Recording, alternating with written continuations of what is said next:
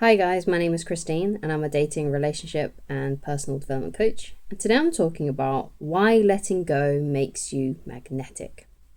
So it seems like a bit of a paradox. If you let go, you become magnetic. If you cling on, you are not magnetic, you're deemed as unattractive. Okay? You'd think the opposite would be true. Like the more you would do stuff, the more that you prove yourself, the more that you show that you're worthy, the more others will think that you're worthy. But the more actually you gain self-respect and you only allow basically so many times someone can mess with you. You know, someone, for example, if you're dating women and let's say there's this woman that you're talking to and you're dating and she always like bails on you last minute before going out on a date. There should be only a certain amount of times that you should allow that kind of behavior before you cut off communication and stop talking to her. Okay? But it can be a difficult thing to do, especially if you're desperate for friendships, if you're desperate for connection with family members, if you're desperate for love. It's a difficult thing to do when you're desperate and you're needy and you're insecure about those things. Because basically when you're in that kind of frame of mind, you will take everything you can get, including those people that mess with you and feel it's okay to mess with you because they know that you'll always forgive them. So you may not just see this with women that you're dating or lovers that you're dating or men that you're dating if you're a woman watching this, but also you'll see it with friends too. That you'll if you've got friends that are that flake on you, that take too long to respond to your messages, that just clearly aren't putting in the effort. You gotta let go. You gotta realize that there's only so many number of times that you should let people and forgive people over these things. Okay. Before you just decide to, it's not like you say anything to them, you just take a step back. And that's what all this is about. Being able to let go and take that step back and just be like, well, they know how I feel. They know I want to be their friend. If this is a friendship we're talking about, if it's a family member, they know that I want to keep this bond. They know how I feel about them. If you're dating a woman or if you're a woman watching this and you're dating a man, they know how you feel about them because more than likely you've been asking them out. You've been asking to see them. They may even know how you feel about them because you've told them. And they're still messing with you and you're still allowing them to mess with you. You're still allowing yourself to be second best. You're still allowing yourself to be the second option or maybe even the third or fourth option. You want to become someone's priority. You want friends who make you a priority. You want lovers who make you a priority. You want family members who put you as a priority. And of course as well, when it comes to your work, you want to be in a workplace where you're valued and respected for what you do. As opposed to just being a number. That's the kind of life that you should be aiming for and the kind of people that you should be trying to bring into your life, and the kind of environments that you want to be in. You want to be in a place where you're wanted and it's mutual. You're enthusiastic, they're enthusiastic, and that's the way to live. That's the way to go. So if others can sense that you can be messed with, if other people sense that, it's okay, he'll always be my friend because, he's always there, he's always messaging me, he's always putting in the effort. Or women would be like, he'll be back because, I know how much he likes me, he's obsessed with me, he's in my orbit all the time.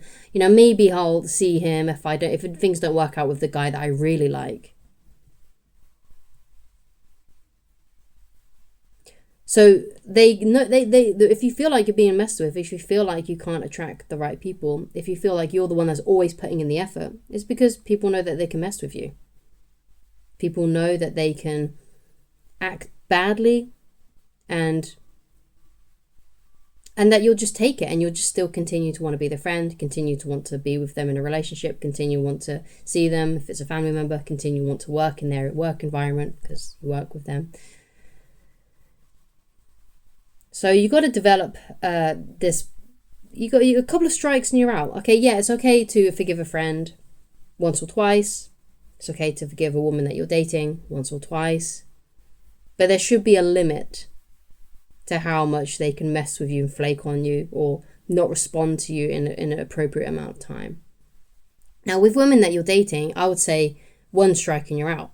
Because you don't know them. With a friend, you may want to give them some grace and give them a couple of times to mess up before taking a step back.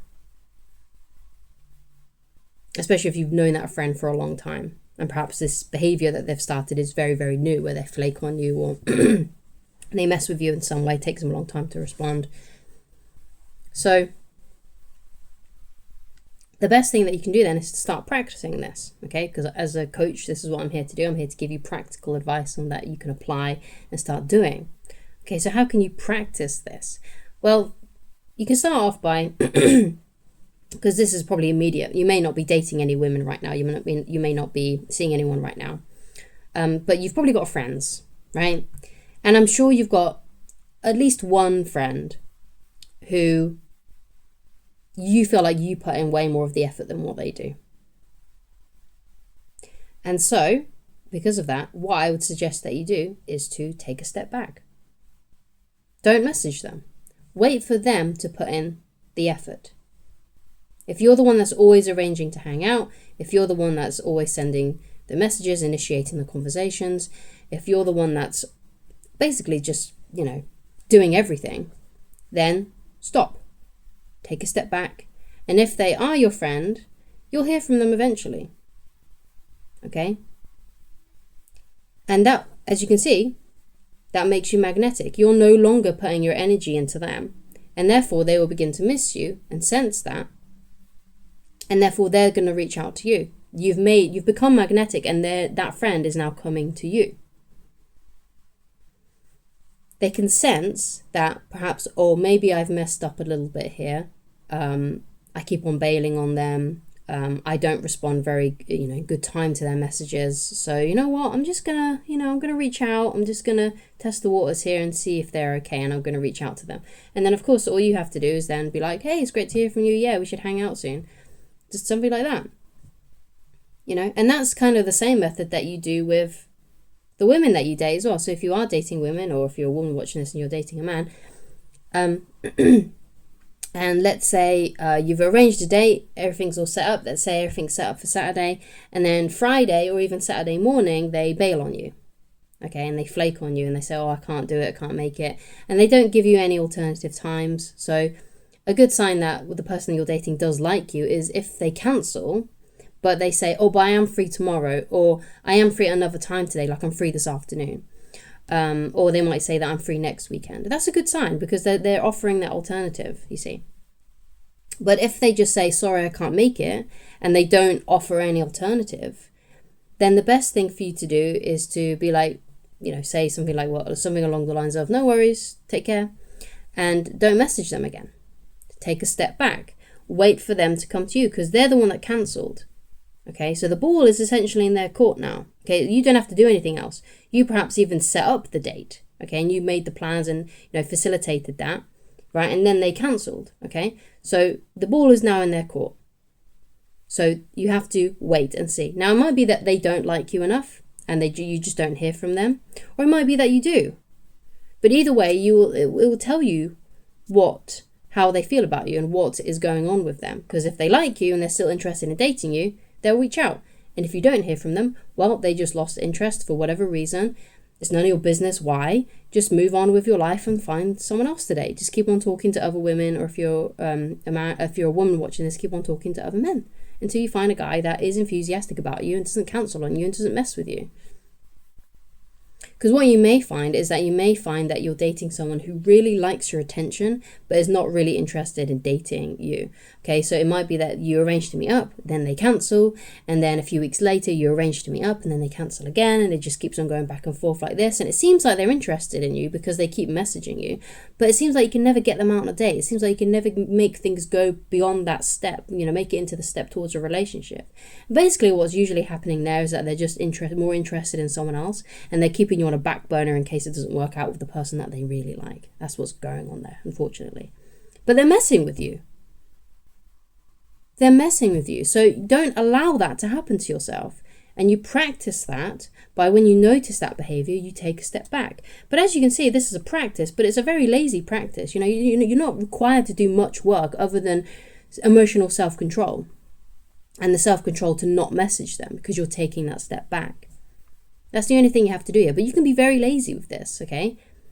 letting go is a very lazy way, but also a very magnetic way to get people to be more interested in you, more attracted to you, and want to spend more time with you.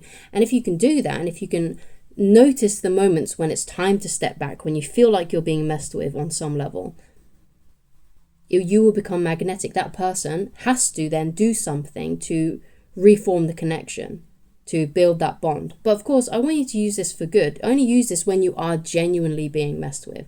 Don't do this just to like play tricks on people that do actually genuinely care and love you and are already enthusiastic about you, because you don't need to. This is only for those people that play with you and mess with you and feel like they can get away with stuff just because they know that you'll always be around. So that's how you can become more magnetic. And that's why letting go makes you more magnetic, because it forces the other person to chase, to make a move, to do something, because there's no other option, because you're no longer doing anything. Okay? So thank you so much for watching. If you'd like more tips and you'd like to coach yourself instead of getting coaching with me, which you can do if you would like to on www.christineloveridge.com.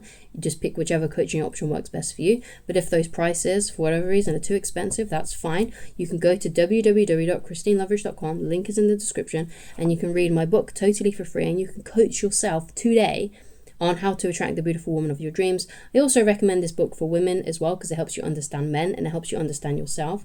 And also there's a part in there about breakups and keeping the magic alive long term, which are pretty much universal principles that anyone can start adopting to make their relationship more better. And if you're a woman watching this and you've got a guy that you really like and you feel like, oh, I kind of wish he had more attractive behavior or something like that, and then redirect them to this book and say, look, if you read this book and you started applying these things, I would be a lot more attracted to you and a lot more interested in you, and you can help a guy out that way. I know it's nice though, if you're a woman watching this, for a guy to instinctively know these things, but sometimes everyone needs a little bit of guidance here and there, okay? Especially if he really likes you, because if he really likes you, then he may be being a bit needy, a bit insecure. But if you really like him and you find him attractive and you feel like he could just use a little bit of guidance to make himself more attractive, then redirect him to this book. It's something that you can easily read for free. He doesn't have to sign up for anything. He doesn't have to log in. And that's the same for everyone else watching this video. You don't have to log into the website. You don't have to sign up for anything. It's just there for you to read for free completely on my website. So just go to www.christineloveridge.com, and then all you do then is you go to the menu on the website and click on the book, and it'll take you straight there to the PDF reader. Like I said, no weird, confusing landing page, no timer saying that this is going to disappear within 24 hours, right? No login, nice sign up. You can just coach yourself for free. And of course, you can always come back to this video, or you can watch another one too, but this is what you need essentially to get the basic fundamentals, okay? So thank you so much for watching, and I shall talk to you again very soon. Goodbye.